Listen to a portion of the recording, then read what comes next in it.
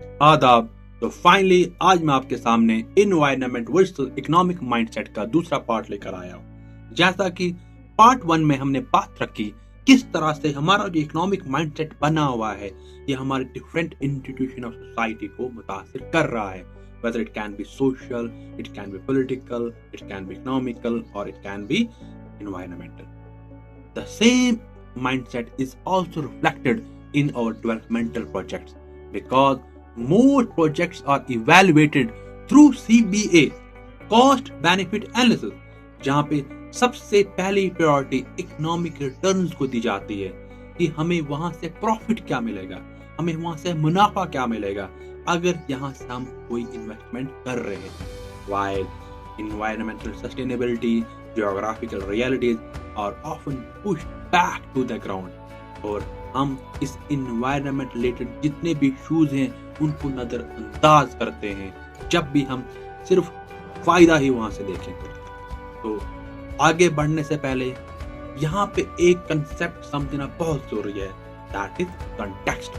What is context? In social science context means social, political, geographical, cultural realities of any region.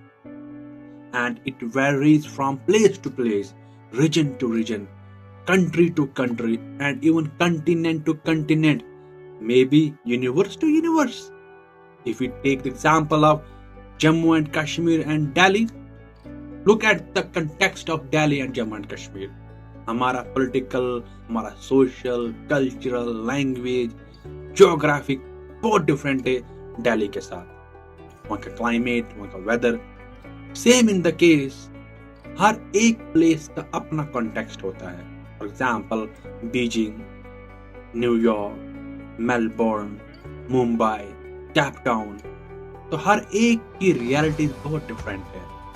The problem begins when we ignore the contextual, especially geographical realities in order to make more development. हम अक्सर यहाँ पे development सिर्फ road, building, industry, GDP, economic से major करते हैं, but reality is something very different. Development is not merely about economics, it is also about culture, climate, society and environment. तो यहाँ पे एक कंसेप्ट आता है दैट इज ज्योग्राफिकल रियलिटीज। ये ज्योग्राफी होती क्या है? It is not just about mountain, rivers, landforms. As Montesquieu, a French philosopher, said, human being is deeply connected with geography because it shapes human behavior, occupation, cultural realities, language and even politics of any region. ये geography इंसान के behaviour को shape करती है। आप देखो ना, plains area के लोग और माउंटेन एरिया के लोग कितना डिफरेंस है उनकी लैंग्वेज में, उनके रहन सहन में, उनके कल्चर में, इवन उनकी इकोनॉमिक्स नीड्स में, उनकी पॉलिटिकल कंडीशन में। कहीं ना कहीं हम और हमारी ज्योग्राफी एक दूसरे से मैच करती है। तो जब भी हम डेवलपमेंटल प्रोजेक्ट्स बनाते हैं हम अक्सर इन रियलिटीज को नजरअंदाज करते हैं, तो प्रॉब्लम वहीं से उभरती है।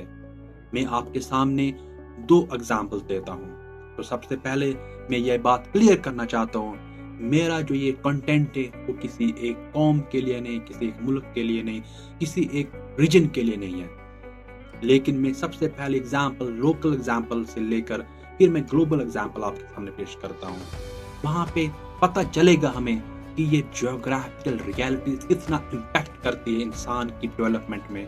तो सबसे पहले मैं अपनी एग्जाम्पल से शुरू करना चाहता हूँ, दैट इज चिनाब वैली, जहाँ पे मैं खुद रहता हूँ। For example, constructing A 2-line highway in Chenab valley may seem beneficial from an economic perspective, लेकिन at the same time it provides a serious environmental risk and practical challenge due to mountainous region। आप नहीं देखते पिछले कई सालों से, चाहे वो बारिशें हो, फ्लड्स हो, क्लाउड बर्स्टिंग हो, और रोड का जो मेंटेनेंस है वो बढ़ता ही जा रहा है। अगर हम डेवलपमेंट के लिए सिर्फ इकोनॉमिक इंडिकेटर पर ही फोकस करें तो फिर वो सस्टेनेबल डेवलपमेंट नहीं रह सकती है। Similarly the diverse landscape of Jammu and Kashmir demands localised planning. One size fit model कहीं पे भी काम नहीं करेगा। ये जरूरी नहीं है कि जो प्लेन में मॉडल्स काम करते हैं वही माउंटेन रीजन में काम करें, और इन द सेम वे अगर माउंटेन रीजन में जो डेवलपमेंटल मॉडल्स काम करते हैं वही प्लेन एरिया में काम करें। अगर इनमें मिसमैच हो गया कहीं ना कहीं फिर इन्वायरमेंटल प्रॉब्लम हो सकती है, और ये हो रही है। Development should be always on context specific and geography sensitive. हर शहर को Dubai, London, New York, Mumbai, Beijing बनाना डेवलपमेंट नहीं है। Instead, it is a sign of poor planning when we ignore the geographical realities of any region. अब मैं आपके सामने एक ग्लोबल एग्जाम्पल देना चाहता हूँ। Look at the example of Nordic states. These states gives an important lesson to us. आपको पता है नॉर्डिक स्टेट्स में कौन सी आती हैं? That is Denmark, Iceland, Finland, Norway और स्वीडन। क्या इन्होंने कभी अपनी सिटीज को किसी ग्लोबल सिटी की तरह बनाया?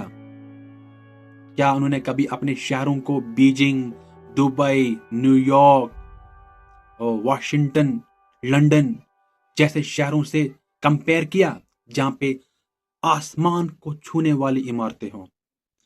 Instead, they develop according to their own environment, culture, climate, society and geography. और रिजल्ट्स आपके सामने है। These countries are among one of the most livable societies in the world. लोग सिर्फ वहां जॉब के लिए नहीं जाते हैं बल्कि environmental quality, sustainable development, social welfare और mental peace के लिए भी वहां जाते हैं। तो मैं आपसे ये कहना चाहता हूं, जब कोई भी डेवलपमेंट किसी ज्योग्राफी के खिलाफ होती है तो नेचर रिएक्शन अपना जरूर देती है। कभी लैंडस्लाइड्स की शेप में, कभी फ्लड्स की शेप में, कभी हीट वेव की शेप में और कभी इन्वायरमेंटल डिग्रेडेशन की सूरत में। इन द एंड मैं आपसे ये कहना चाहता हूँ, the real sustainable development is not about just choosing between economic growth and environmental protection, but it is about creating a balance between environment, economic, society and geography and culture. अगर हम वाकया इस क्लाइमेट चेंज और environmental challenge से मुकाबला करना चाहते हैं तो हमें ऐसे डेवलपमेंटल मॉडल्स इख्तियार करने होंगे जो environmental responsible, geographically informal, socially inclusive, culturally rooted और इकोनॉमिकली सस्टेनेबल हों। Because the real and true development is not about conquering the nature, it is about learning to live in harmony with it. हमें कुदरत के साथ एक सही रिश्ता बनाना होगा